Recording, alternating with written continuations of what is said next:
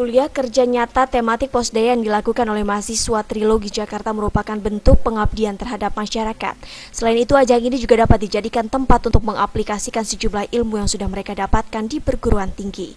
Dengan tema pemberdayaan masyarakat lingkar kampus untuk mensejahterakan masyarakat, mahasiswa diharapkan sungguh-sungguh melaksanakan KKN tematik Posdaya. Kali ini kita akan fokuskan di lingkar kampus, di masyarakat lingkar kampus. Jadi pemberdayaan masyarakat lingkar kampus untuk mewujudkan keluarga yang sejahtera. Kita tidak ingin yang terlalu jauh dulu, kita ingin optimalkan masyarakat yang ada di sekitar kampus, bahwa Universitas Trilogi memiliki impact langsung terhadap masyarakat sekitar kampus. Apalagi kami diamanahi dari Yayasan The Mandiri supaya masyarakat terdekatlah yang seharusnya lebih tahu dan lebih kenal kita. Justru kita harus mendorong masyarakat yang paling dekat dan memberikan dampak yang signifikan baik dari sisi informasi, pengetahuan, dan juga ekonomi. KKN tematik perlu menyisipkan konsep Posdaya karena program pos pemberdayaan keluarga merupakan bentuk perbaikan tridharma perguruan tinggi. Pasalnya program KKN Posdaya tidak hanya sekedar mengajarkan kewajiban mahasiswa saja di universitas, tapi juga benar-benar memberikan manfaat nyata bagi masyarakat. Karena KKN merupakan implementasi strategis dari pengalaman tridharma perguruan tinggi yang memang diharuskan selalu memberikan manfaat yang berkelanjutan kepada masyarakat dan keluarga sekitar pelaksana KKN itu diadakan. Tridharma perguruan tinggi merupakan salah satu tujuan pencapaian yang harus dilakukan oleh perguruan tinggi tersebut. Karena setiap perguruan tinggi haruslah melahirkan orang-orang yang memiliki semangat juang yang tinggi, diri yang diselimuti pemikiran-pemikiran yang kritis, kreatif, mandiri, dan inovatif. Dapat dinyatakan bahwa tridharma perguruan tinggi adalah salah satu tanggung jawab yang harus ditopang penuh oleh seluruh mahasiswa. Baskoro dan Intamangun, TV Posdaya melaporkan. Indonesia saat ini masih mengimpor kedelai dari beberapa negara. Namun tahukah Anda bahwa kedelai hasil produksi Indonesia tidak kalah dari produk luar negeri? Wakil Bupati Grobogan Ice Baskoro mengaku produksi kedelai asal wilayahnya merupakan salah satu kedelai unggulan yang mampu bersaing dengan produk dari luar negeri, terutama dari negeri Paman Sam. Grobogan ini kita manfaatkan dengan berbagai macam kegiatan-kegiatan yang intinya adalah bagaimana kita bisa meningkatkan pendapatan masyarakat ini. Bagaimana kita bisa memanfaatkan hasil pertanian ini yang bermanfaat. Tidak hanya bertani ngambil selesai dijual, tidak. Namun bagaimana kita bisa meningkatkan pendapatan petani ini? Karena kalau hanya sekedar ngambil juga sampai sekarang ini, dari saya kecil sampai jadi wakil bupati ini, kalau petani seperti petaninya akan miskin terus, yang saya adalah para tengkulak-tengkulaknya. Untuk itu dirinya meminta kepada pemerintah membantu daerahnya untuk mengembangkan dan meningkatkan produksi kedelai. Kabupaten Grobogan pernah dinobatkan sebagai daerah sentra penghasil kedelai di wilayah regional Jawa Tengah maupun di tingkat nasional. Kualitas kedelai lokal dari Grobogan bahkan menjuarai lomba kedelai karena memiliki warna biji yang putih kekuningan dan memiliki ukuran 16 gram hingga 20 gram per 100 biji. Tingkat produktivitas tanaman tergolong cukup tinggi, yaitu berkisar 2 sampai dengan 3,5 ton per harinya, serta umur panen yang cenderung pendek, yakni 72 hari. Di samping itu, kedelai Grobogan juga tidak mudah pecah maupun rontok, sehingga pada saat penguatan hasil panen dilangsungkan, tidak banyak biji yang hilang maupun tercecer. Kualitas rasa yang dihasilkan dari kedelai lokal Kabupaten Grobogan ternyata juga tidak kalah unggul. Baskoro dan Intamangun, TV Posdaya melaporkan. Bupati Bangli Made Gianyar secara langsung menerima penghargaan dari Ketua Yayasan The Mandiri Profesor Dr. Haryono Siono atas keberhasilan daerahnya memajukan masyarakat melalui program pemberdayaan masyarakat. Keberhasilan Kabupaten Bangli menjadi Posdaya internasional tidak lepas dari peran masyarakat yang menginginkan daerahnya menjadi kawasan wisata. Dengan menjadikan daerah sebagai tujuan wisata, maka Posdaya di Bangli akan dikunjungi wisatawan tidak hanya lokal, namun juga wisatawan mancanegara. Made Gianyar menjelaskan menjadikan pos daya internasional dengan modal daerah wisata memang tidak mudah, sebab masyarakat juga harus memiliki kreativitas, terutama dalam bidang kerajinan. Upaya yang dilakukan yakni melatih masyarakat menguasai bahasa asing, serta terampil membuat kerajinan khas daerah untuk kemudian dipasarkan. Pertama karena Bali itu adalah daerah wisata. Sebelum pos daya ini berdiri, sebenarnya daerah-daerah wisata, utamanya desa wisata itu sudah ada. Nah, berikutnya dengan adanya pos daya lebih diperkenalkan lagi, sehingga pos daya juga mengelola pariwisata. Seperti pos daya Desa Trunyan, pos daya Desa Buahan, pos daya Desa Budaya Penglipuran. Nah, sehingga dengan ikutnya pos daya ini apabila ada kunjungan-kunjungan dari masyarakat internasional sehingga datang ke Kabupaten Bangli. Dulu 30 utusan atase atau perwakilan negara-negara di dunia datang ke Kabupaten Bangli melihat pos daya yang ada di sana. Dengan pos daya, saat ini rata-rata setiap tahun jumlah wisatawan yang berkunjung ke Bangli terus meningkat. Dulu dari 360.000 meningkat menjadi 600 lebih dan saat ini menjadi 800.000 lebih. Agung Bramantya, Warta TV melaporkan. Dalam pemberdayaan keluarga prasejahtera, koperasi dapat berperan penting dalam meningkatkan kualitas masyarakat dengan pusat pelayanan kredit. Dan pemegang kredit dalam suatu wilayah diharapkan adalah keluarga sejahtera 3 atau sejahtera 3 plus yang kondisi finansialnya stabil. Diharapkan keluarga sejahtera tersebut dapat membuat jaringan makro lewat warung yang nantinya akan dijaga oleh keluarga prasejahtera. Profesor Dr. Haryono Siono dalam seminar mengenai jaringan makro warung mengatakan, keluarga sejahtera yang membuka jaringan tidak perlu takut jika usahanya tersaingi. Yang punya warung kaya itu membuat cabang, dia tidak kehilangan apa-apa karena barangnya cuma ditaruh di situ, yang jagain orang miskin. Keuntungannya dibagi, jangan serakah. Itulah sebabnya keluarga sejahtera 3 yang mau berbagi namanya menjadi 3 plus. Namanya menjadi 3 plus. Jadi jangan lalu, waduh saya kaya, warung saya nanti dapat saingan. Jangan. Ya warungnya keluarga miskin itu yang mensuplai warung keluarga kaya itu. Kalau nggak laku barangnya diambil, diganti yang baru. Sehingga tiap kali baru. Dari warung 1, warung 2, warung 3 dipindah-pindah. Di sini belum laku, pindah ke warung ini, baru lagi. Keluarga sejahtera lainnya juga berperan penting dalam mensejahterakan keluarga prasejahtera dengan membeli produk di warung keluarga prasejahtera tersebut. Lambat tahun, jika usaha keluarga prasejahtera tersebut laris, maka keluarga prasejahtera tersebut akan beralih menjadi keluarga sejahtera dan membuka cabang baru yang suplainya berasal dari keluarga sejahtera 3 sebelumnya, sehingga keluarga sejahtera 3 sebelumnya tidak perlu merasa tersaingi. Tim TV Posdaya melaporkan. Indonesia tidak perlu takut menghadapi masyarakat ekonomi ASEAN atau MEA 2015. Pemerintah bahkan optimis Indonesia bisa menjadi pelaku, bukan sekedar menjadi pasar.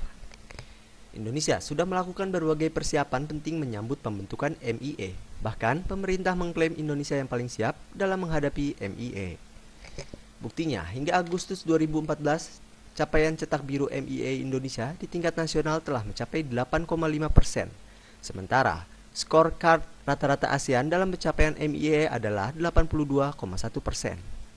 Indonesia sudah meratifikasi 115 perjanjian dari 138 perjanjian ekonomi ASEAN yang meliputi bidang perdagangan, barang jasa, dan jasa serta investasi. Kini, Indonesia sedang meratifikasi 23 perjanjian terkait perdagangan jasa. Tidak hanya itu, Indonesia juga sudah mengalahkan 43 proyek infrastruktur dan logistik melalui program MP3EI serta Sistem Logistik Nasional. Ini termasuk pembangunan rel kereta api di 5 pulau besar serta sistem transportasi massal di 6 kota besar di Indonesia.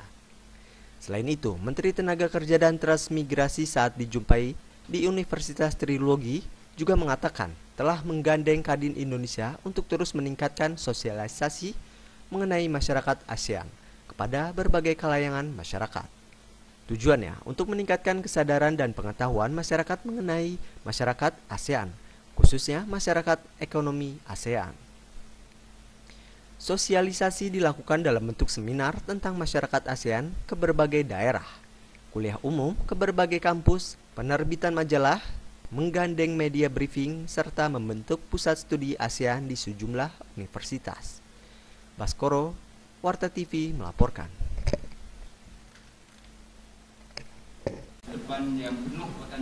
Bonus demografi adalah bonus yang dinikmati suatu negara sebagai akibat dari besarnya proporsi penduduk produktif rentang usia 15 hingga 64 tahun dalam evolusi kependudukan yang dialaminya. Pada tahun 2015, Indonesia menghadapi bonus demografi yang tidak semua negara dapat mengalaminya. Namun, bonus demografi dapat menjadi pisau bermata dua yang mendatangkan malapetaka bila sebuah negara tidak bijak dalam menghadapinya. Profesor Dr. Fasli Jalal dalam seminar bonus demografi di Universitas Trilogi mengatakan, salah satu hal yang terpenting untuk menikmati bonus demografi adalah menyediakan suplai tenaga kerja yang berkualitas. Merah nomor 2, kuning yang 71% dari pengangguran itu di anak-anak remaja ini. Dan Arab Spring terjadi rontoknya negara-negara mulai dari Tunisia, kemudian Mesir, kemudian Libya, Yaman, kemudian Syria yang sampai sekarang masih ini, adalah karena banyaknya anak muda sudah terdidik tapi tidak punya lapangan kerja. Mudah-mudahan itu tidak terjadi di kita. Problem lainnya yang terjadi di Indonesia adalah anak remaja rentan usia 15 hingga 19 tahun sudah memiliki anak. Profesor Dr. Fasli Jalal mengatakan, menjadi ibu rumah tangga sangatlah mulia. Namun alangkah lebih baik jika generasi muda dapat mengembangkan kualitas dirinya terlebih dahulu sehingga dapat memajukan bangsa dan generasi penerus untuk kehidupan lebih baik ke depannya. Tim TV Posdaya melaporkan. Pelatihan pemetaan keluarga yang dilakukan Posdaya guna mendapat pemberdayaan mengikuti roadmap yang telah disusun bersama. Diharapkan kehidupan para keluarga prasejahtera dan sejahtera satu berkembang lebih baik. Peta keluarga yang dikembangkan dan mandiri didasarkan pada indikator global yang telah disusun para ahli dari berbagai bidang, termasuk petunjuk dari para guru besar perguruan tinggi. Ya, indikator untuk pendataan ini ada 21 indikator, tetapi mungkin yang paling penting kita prioritas untuk kali ini adalah indikator yang berhubungan dengan basic needs, dengan kebutuhan-kebutuhan dasar, seperti kebutuhan makan, pakaian, perumahan, pendidikan, dan kesehatan. Itu kebutuhan-kebutuhan dasar itu yang kita lihat. Tetapi di dalam pendataannya kita lihat kebutuhan-kebutuhan yang lebih tinggi juga kita lihat. Tapi nanti perhatian kita lebih kepada kebutuhan dasar itu. Pak, biasanya dalam pendataan yang sering terjadi kesalahan ini seperti apa, Pak? Ya, kesalahan itu adalah kekeliruan karena kolomnya itu cukup banyak ya. Mestinya harus diisi pada kolom 5, terisikan pada kolom 6. Kadang tanda-tandanya itu harusnya tanda centang, keliru dibuat tanda silang. Itu pengaruhnya jadi besar. Kalau tanda silang berarti keluarga itu bermasalah untuk pertanyaan pada kolom itu.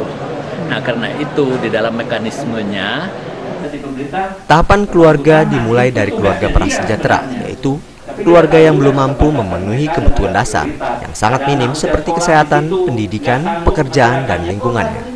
Sehingga keluarga prasejahtera belum tentu miskin dalam pengertian biasa seperti tidak memiliki uang. Mereka mungkin saja memiliki uang tapi rentan jatuh miskin jika tidak dibantu dalam program pemberdayaan. Tim TV Posdaya melaporkan.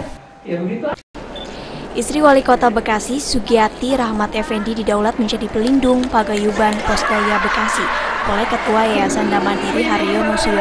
Pembukuan ini dilakukan di Asrama Haji Bekasi pada Selasa 23 Desember 2014.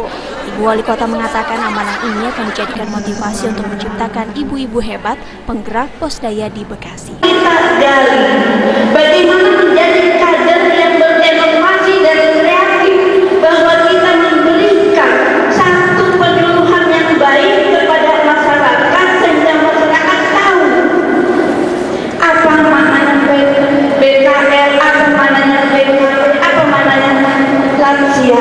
Inilah tugas kita bersama-sama. 1.000 orang yang tergabung dalam Posdaya Bekasi menyambut baik pengangkatan Ibu Wali Kota.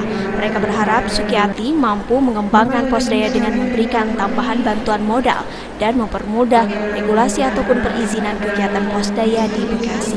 Selamat Smidin, TV Posdaya melaporkan. Kuliah kerja nyata atau KKN adalah salah satu kegiatan yang wajib dilaksanakan oleh setiap mahasiswa untuk mengembangkan dirinya dan mengabdi kepada masyarakat. KKN merupakan kegiatan yang tersistematik, terprogram dengan rapi, dan mengharuskan adanya perencanaan, penyusunan, pelaksanaan, pelaporan, dan pengevaluasian sehingga nantinya KKN tidak merupakan kegiatan yang serabutan tetapi merupakan kegiatan ilmiah dan mencerminkan akan dunia kampus yang kesemuanya harus didasarkan pada kaidah-kaidah keilmiahan. Saat ini ada berapa jumlah mahasiswa, Pak? Kalau di UIN sekarang jumlahnya sekitar 15 ribuan. 15 ribuan ya? Potensi besar gitu ya? Dari 9 fakultas. Sekarang sudah ada fakultas baru selama UIN. Kita baru 2 tahun ke UIN. Ada penambahan fakultas baru termasuk Saintek, Psikologi, Fakultas Ekonomi dan Bisnis Islam, dan Fakultas Sosial dan Ilmu Politik, dan Ilmu Pemerintahan. Artinya adopsi dari Posdaya berbasis ini di UIN Banda Aceh nanti ini dalam waktu kapan nih Pak? Saya sudah kemarin itu kan belum kita anggarkan. Iya. Tapi kemudian ada peluang revisi dana perjalanan kan dikurangi sekarang untuk semua kementerian. 64%, tinggal 36%. Jadi yang dikurangi ini bukan dikurangi dipotong untuk kembali ke negara, tapi diselip kepada program lain. Saya sudah mencoba untuk memprogramkan, jadi kemarin revisi alhamdulillah sudah bisa diterima walaupun sedikit kita memulai untuk mengembangkan Posdaya ini. UIN Ar-Raini Aceh merupakan salah satu perguruan tinggi yang juga melaksanakan KKN dan mewajibkan adanya pelaporan kegiatan yang telah dilaksanakan. Laporan kegiatan KKN tersebut nantinya akan disusun berdasarkan hasil realisasi dan pelaksanaan lapangan terhadap permasalahan dan potensi yang ada dalam atau lingkungan desa. Tim TV Posdaya melaporkan.